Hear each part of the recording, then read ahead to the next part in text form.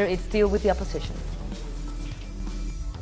U.S. President Donald Trump names hostage negotiation expert Robert O'Brien as his new national security advisor.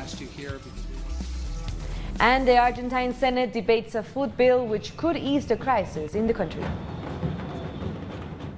Hello, welcome to Telesur. I'm Carla Gonzalez in Quito. This is from the South.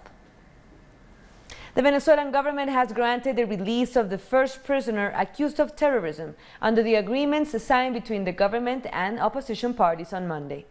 National Assembly Vice President Edgar Zambrano was seen leaving jail and speaking to the media. He had been arrested by intelligence agents on May 8th for his role in the April 30th coup attempt and held for 4 months.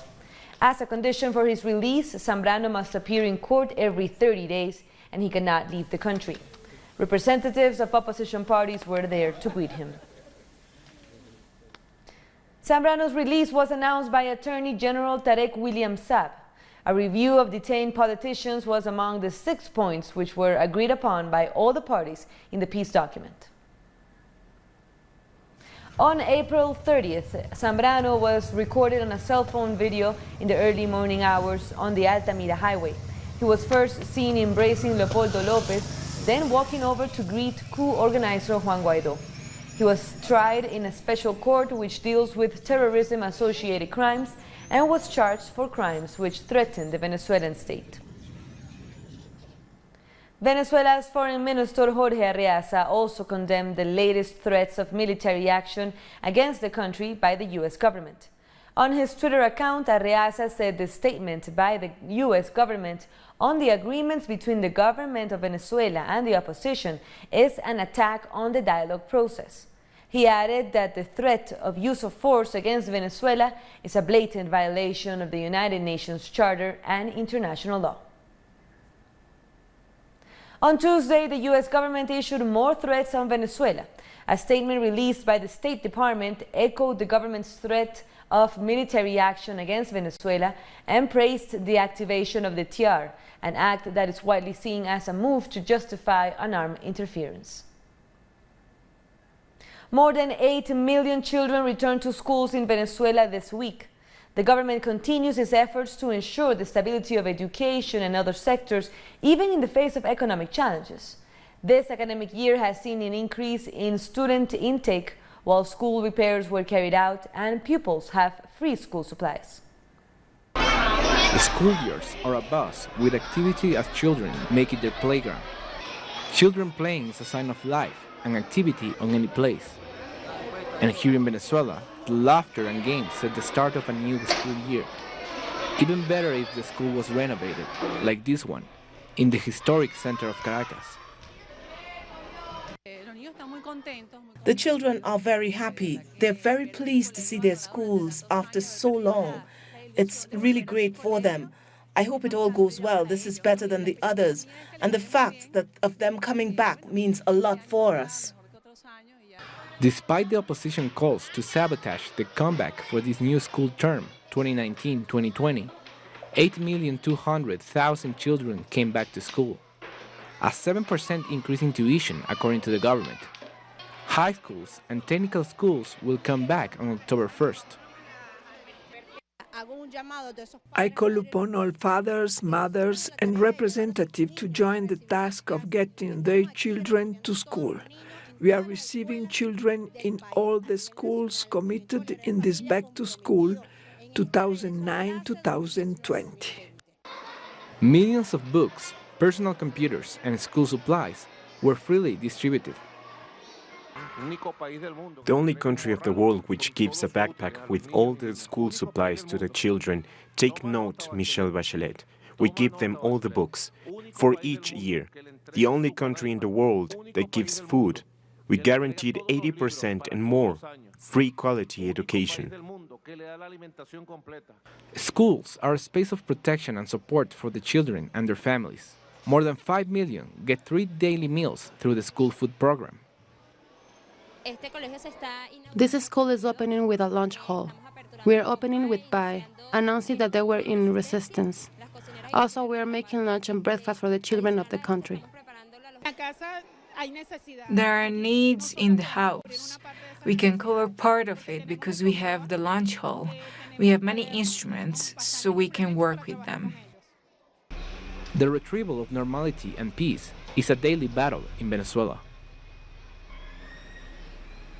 U.S. President Donald Trump has named State Department official Robert O'Brien as his new national security advisor, replacing John Bolton. O'Brien has had a long career in foreign policy and has worked for both main U.S. parties. He currently heads hostage negotiations at the State Department. He comes on board at a time when Trump faces a number of crises, including heightened tensions with Iran. The newly named top advisor will also oversee critical immigration policy. O'Brien is Trump's fourth national security advisor. And in a tweet announcing O'Brien's selection, President Trump wrote that he has worked long and hard with O'Brien and that he's confident that he will do a great job. O'Brien's new appointment does not require confirmation by Congress. Bermuda has been placed on hurricane watch as Humberto, now a Category 3 hurricane, continues on a track that would take it to the northwest of Bermuda on Wednesday night. Hurricane-force winds are already brushing the islands, but the biggest winds are expected to impact between 7 p.m. on Wednesday and midnight. The government is taking no chances with preparations for these. Public offices and schools are being closed, while a number of cruise ships have canceled their Bermuda stops. The National Security Minister, who is also the chairman of the Emergency Measures Organization, has urged the public to heed the weather warnings. Should be off the road here in Bermuda by 7 p.m. Wednesday evening.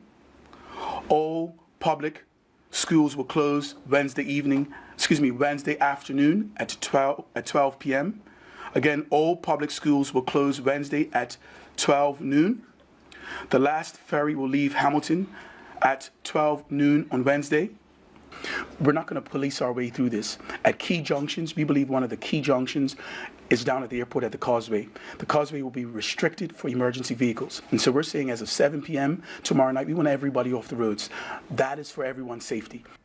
Disaster coordinator Steve Kosham provided a storm update on Tuesday evening.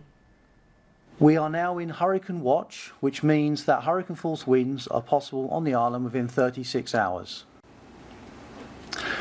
We're expecting tropical force winds, which is 35 knots, to impact the island 3 p.m. on Wednesday, all the way through the evening until 4 a.m. on Thursday. Storm force winds, which are 50 knots, will impact the island 7 p.m. on Wednesday through to 12 midnight. Ethnic minorities in Colombia have once again condemned. Social leaders from Colombia's ethnic minorities gathered for a public hearing in which they denounced the lack of progress made by the government in implementing the 2016 peace agreements. Every day we are surprised with new announcements and new interests that violate our rights and our political will.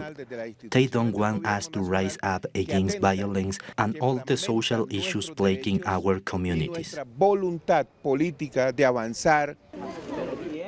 Almost 3 years after the 2016 agreements were signed in Havana, many essential factors of the agreement have yet to be implemented, mainly the replacing of illegal crops and guaranteeing the safety of citizens. Social leaders say that less than 10% of what was agreed upon has been implemented. On top of this, hundreds of social leaders have been murdered since the signing of the agreements. Let's just look at the statistics. Our people are dying by the hundreds. We will not overcome this until the government steps in and protects our people against the interests of landowners and multinational companies. State representatives say that social leaders can highlight the issues plaguing their communities now more than ever, thanks to the mechanisms implemented by the state. Nonetheless, over 600 social leaders have been murdered since the signing of the peace agreements. What is happening today in our lands has been happening for a long time. The only difference is now we are able to make these events public. Thanks to the peace agreements, communities are able to denounce the crimes that are committed against them. They can also leave their lands and have talked with authorities. Ethnic minorities hope the government provides them with the resources soon to implement the peace agreement. They say they are living through a humanitarian emergency and need the state to step in and dismantle paramilitary groups. We'll take a short break now, but when we come back, we will find out why goods have been stuck in Barbados' Bridgetown port. Don't go away.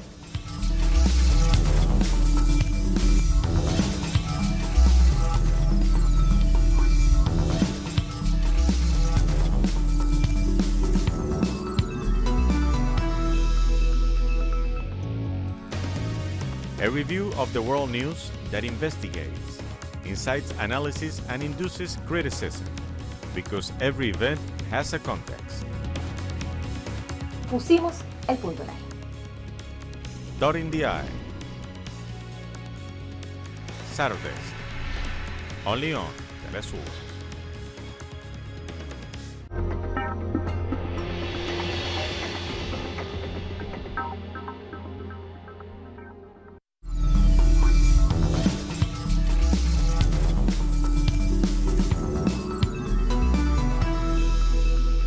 Welcome back, and more news at this hour. Argentina's Senate is set to vote on a bill that seeks to provide a 50% increase in food assistance programs amid the country's worsening economic crisis. Soaring inflation and rising poverty have been stirring outrage.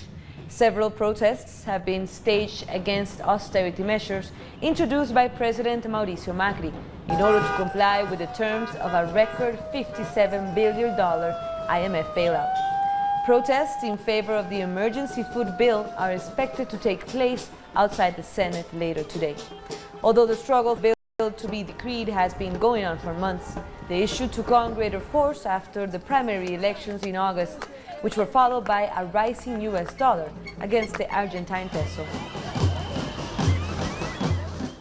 It's been 3 years and 9 months since President Mauricio Macri took office in Argentina, and he's still blaming the previous governments for all the problems. So how are citizens judging Macri's failure to take responsibility for the crisis? During his time in office, Macri has blamed the previous government for the economic and social crisis Argentina is going through. After the primary elections, he says those who won that election are really responsible for the lost devaluation. When Macri took office, the country was not like how it is now. There were no people on the streets, and there were job opportunities. I had a job. Of course, now I am unemployed. And that Macri does not take responsibility of the reality that he has created, because through these loans he requested from the IMF, the country no longer has a say in its political and economical decisions. Argentina is not able to decide for itself. That is our reality. So I think it's very dangerous and very sad that the person who is in charge of the country does not take responsibility and keeps blaming Cristina and now Alberto. While social organizations and the opposition are demanding the approval of the emergency food assistance, Culture Secretary Pablo Avelluto claims that hunger is just a campaign slogan. I think they are provocations. I think these statements only generate more uncertainty, more anguish. Let's think that those that are here can help feed those that don't have anything to eat. This situation is very uncertain, and so much aggression by the national government only makes people feel worse. Imagine having no food for your children. The truth is the executive power is responsible. Now Macri says that Argentina is in the middle of the river and needs to cross over to the future. The reality is that poverty is increasing. There are more kids that don't have anything to eat. More people live on the streets. Macri's lies are over. Macri is very liberal, and liberals don't believe in the state. They don't believe in the state as a tool of transformation. They don't use the state. They consider the state should not intervene. that the market has to do it all. While the government is still ignoring the reality, citizens demand solutions for the crisis which the country is currently facing. The government in Barbados is taking steps to ease the backlog of imports and exports at the Bridgetown port. The business community voiced frustration about delays, resulting in goods being stuck in the port for several weeks. This was due to technical difficulties experienced by the upgrade to a new automated system for customs data. The Customs Department is confident that by the weekend there will be significant improvement in cargo flow, and affected persons could also have their storage fees and other charges waived. There has been a lot of discussion in the public space around demurrage and storage fees, two separate things. Demurrage fees are charged by the shipping lines and storage fees by the port. We have given the commitment as a government and as a port and as the board of the port that we will engage with the shipping lines to discuss the question of demurrage charges. We will be making representation on behalf of our local importers to the shipping lines to see how we can address that issue. But as it relates to port fees and storage fees, which we have full control of, we are favorably disposed to agreeing to waiving those fees on a case-by-case basis. Ecuador's National Assembly did not give way to proposed reforms that would have decriminalized abortion in cases of rape or incest. The proposed reforms would have allowed abortion for pregnant, rape, or incest victims, and in the case that the woman's health is at risk during the pregnancy. According to official figures, 11 cases of rape against women and children are reported daily. 3,000 women under the age of 15 have been raped and become pregnant due to the rape every year. The proposal lost by 5 votes. It only got 65 votes in favor, 59 against, and 9 abstentions. Many feminist movements have taken to the streets to reject the decision and have been met by police force. Meanwhile, religious groups have supported this decision. Another topic that was debated in Ecuador's National Assembly was the use of cannabis for medicinal purposes. In this case, the Assembly approved the production, commercialization, distribution, and consumption of cannabis for medicinal or therapeutical purposes. The vote obtained 83 votes in favor, 23 against, 1 blank, and 23 abstentions. Mexico has urged a French auction house in Paris to halt what it called an illegal auction of 120 pieces of pre-Columbian artifacts. Mexico's foreign ministry said that most of the artifacts, including sacred jewelry worn by a shaman, appear to have been stolen or illegally sold, while others may not be authentic. But the auction house Milan said they will go ahead with the sale. The works, some dating back to 1000 before Christ, are expected to fetch between several hundred and $99,000.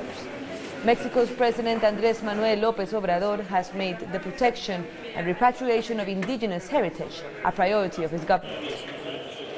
Mexico is the rightful owner of these artworks, and we have come here to express our unhappiness and to explain why this violates not only Mexican law, but also international law. And we are asking, as we asked yesterday during the news conference at the embassy, for an intervention from the French government, whose approach has evolved in a positive way. Coming up, the acting Spanish PM calls for snap elections as he fails to form a government again. Stay with us.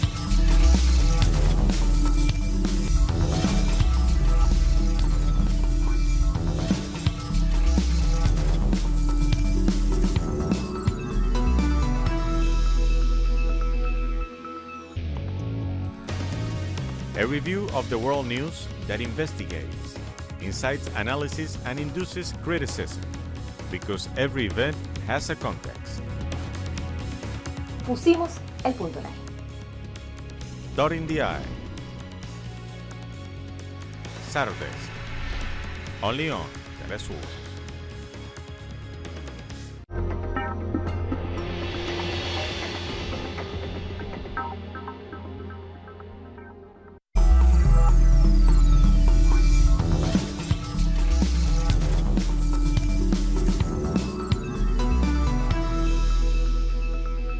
Thank you for joining us again. A fire at an Islamic school in Liberia has killed at least 27 children.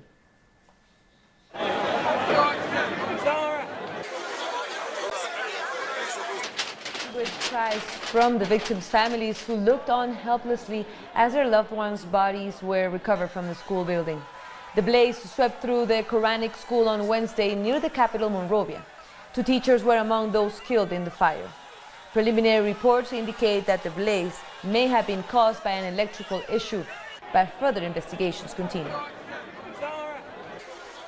Taxi drivers and operators in the South African city of Pretoria held a demonstration on Tuesday in protest against xenophobia, gender-based violence and drug trafficking. The drivers and operators affiliated to the South African National Taxi Council drove through the city's central business district to express their displeasure at attacks on women and African migrants. The protest was held under the slogan, "Not in our name." And they also used the protest to refute allegations that they were behind the recent xenophobic violence, which rocked the country 2 weeks ago. As public wakes for late Zimbabwean President Robert Mugabe are coming to an end, traditional chiefs continue demanding the body is buried according to Asian customs, even though Mugabe's family has agreed to have him buried at Heroes Acre Monument. There is no way that government can be given Mugabe's body when us, the chiefs, have not finished with it, because there are rituals we have to conduct to avoid problems that may inflict the country. A chief such as Mugabe should be buried in a cave. Back in the day, the body of a dead chief would be dried. His teeth would be pulled out. Luckily, Mugabe no longer had teeth. Then his finger and toenails would be ripped off. Spain's acting Prime Minister Pedro Sánchez called for snap elections, which will be the 4th time in 4 years. Sánchez blamed the country's 3 main parties, the Conservative People's Party, the center-right Ciudadanos, and the left-wing Unidas Podemos, for preventing the formation of a government. Spain has been in political limbo since parliamentary election in April, while Sánchez's Socialist Party came out as the biggest party and didn't get enough seats to govern on their own. I feel a lot of anger, a lot of irritation, because I believe that politicians should work to reach an agreement and they don't. I think they should sit down, talk and come to an agreement. Proposing new elections is a mistake. Ahead of the UN Climate Action Summit in New York, Swedish teen climate activist Greta Thunberg has testified to the US Congress on the climate crisis. The 16-year-old, along with leading U.S. youth activists, appear before the House Select Committee on the Climate Crisis and Foreign Affairs Subcommittee on Europe, Eurasia, Energy and the Environment. Their aim is to increase support among lawmakers for action on climate change. Thunberg's testimony also comes ahead of a global climate strike on Friday. I have not come to offer any prepared remarks at this hearing. I am instead attaching my testimony. It is the IPCC Special Report on Global Warming of 1.5 degrees Celsius, the SR 1.5, which was released on October 8, 2018. I am submitting this report as my testimony because I don't want you to listen to me. I want you to listen to the scientists. And I want you to unite behind the science. And then I want you to take real action. Thank you. Indigenous people from the Amazon have called for stronger measures to save the rainforest. The Vice President of the Coordination of Indigenous Organizations of the Amazon River Basin, Tuntiak Katan, on Tuesday pleaded with the international community to desist from making empty declarations on protecting the Amazon forest. He lamented that no efforts have been taken to implement most of the previous declarations. Leaders of various indigenous communities from the Amazon are in the U.S. to attend a United Nations climate conference, which kicks off next week in New York City. The leader of Israel's Blue and White Alliance has called for a unity government as exit polls in Israel's election indicate a tight race. Benny Gantz said they have already started to prepare for talks towards a unity government as preliminary results indicate a stallment. The Blue and White Party and Prime Minister Benjamin Netanyahu's party, the Likud, had 32 seats each of Parliament's 120, with more than 90% of the votes counted. However, Netanyahu says he'll await for final results and is prepared to negotiate. Unrest has continued in West Papua as protesters denounce that the Indonesian government is cracking down on human rights activists. West Papuans continue to call for independence on the region from Indonesia. Recently, authorities have targeted human rights activists, and most of them are reported to have fled the area for fear of persecution. The region has been in civil unrest since August, following police detentions and alleged racial slurs against ethnic Papuan students. So far, more than 2,000 students are reported to have abandoned their studies due to racially targeted attacks in Indonesian schools.